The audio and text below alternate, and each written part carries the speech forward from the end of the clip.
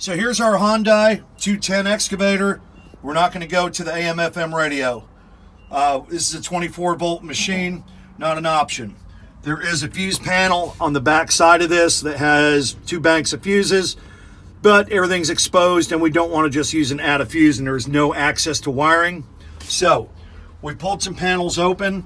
Yes, you get 12 volts when you turn the key on. We've checked all these accessory switch plugs. No, we don't have anything constant.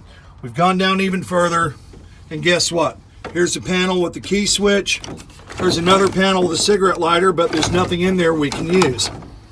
So you take the screw out of the drink holder, then this whole assembly comes out. There's some holes on the side covered by these plastic discs. You pull the discs out, 3 Phillips head screws come out. Once you get into the back of that, guess what? There's a key switch right there. Here's the plug, and we're going to posi tap off the back. White is constant 24, red is switch 24. Black is starter, so don't be a smart ass and trying to hook up your ground to that. Self tap a ground in the metal and you'll be fine. We're going to actually place the box underneath inside of here. It'll get a good GPS signal. This is a glass cab, and that's pretty much it. We're going to put it all back together. We've already tested everything, metered everything out, and it's important to make sure you check your connections using a good ground. Again, it's a 24 volt machine, but it also has 12 volts. Remember, on 24 volt machines, you cannot mix 12 and 24 volts. It has to be 24 volt constant with 24 switched, or 12 volt constant with 12 volt switched. And we don't want to go to any of these pretty control panels because you don't want to interfere with anything that could be safety or engine related or performance related on this.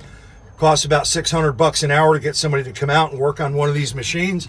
I don't want to pay that bill. That's why we're doing a video. So again, back to basics. Key switch. White is hot. Red is ignition. Self tap a ground. We're going to hide the box in here. We're going to strap it into place once we're all done with this. It'll work out just fine. This panel will close, and we're going to put all the stuff back. Nothing to be had at these switches. We've checked everything already. Cigarette lighter is not constant. A lot of work to get that radio out. Plus, these radios seem to die and have their own problems all the time. So, why put this thing in and have to keep revisiting it because of a bad AM/FM radio? So there you go. There's your Hyundai 210 excavator. Enjoy, everybody. So here we are. We're doing, this is a Hyundai / Robex 210 W9 Alpha, Whiskey 9 Alpha, whatever you want to call it. Now, you don't have to do the operator's cab. One way to do this is if you look behind here, there is a huge fuse panel, and you undo these 3 screws. Note there's also a master switch in here.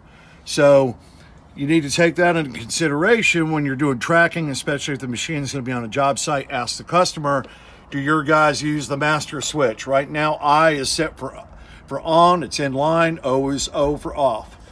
So it's in line, but you pull this off and look what we have. We've got all these mini fuses. This is all 24 volt stuff.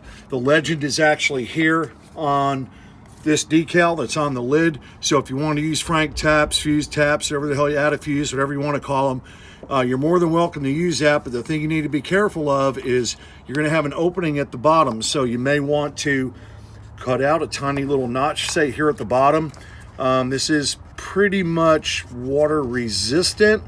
So you put a little notch on the bottom, put some sealant on it, keep all your stuff inside, put this back together, and you can actually go up on top and run your cabling up and put the device on top if that's the way you want to do it. We usually prefer to take the extra time, put it inside of the operator's cab. This way it's protected by the weather, less likely to get damaged on a machine like this. And on top of that too, it works good. And if the bad guys steal it, they're not going to pull the operator's cab apart. They're going to look for the easy stuff first, like this. So, but again, it's just one other option if for some reason you don't have good access to the machine.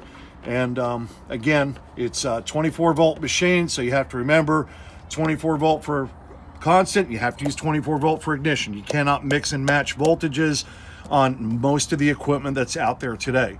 Make sure these are tight. That's pretty much good to go. Make sure there's no wiring that's getting caught. You can actually run up from here, maybe along this hydraulic hose and up to the top if that's how you want to do it. But again, that's just a second method for doing a machine like this. There's a lot of other excavators and heavy equipment that have the same thing. It'll have the fuse box in the back like this, or an electrical panel. Sometimes you'll need to use a set of, they have 1/2-inch bolts holding panels in. You may have to access those. But again, just another mouse trap to use at the end of the day. Enjoy.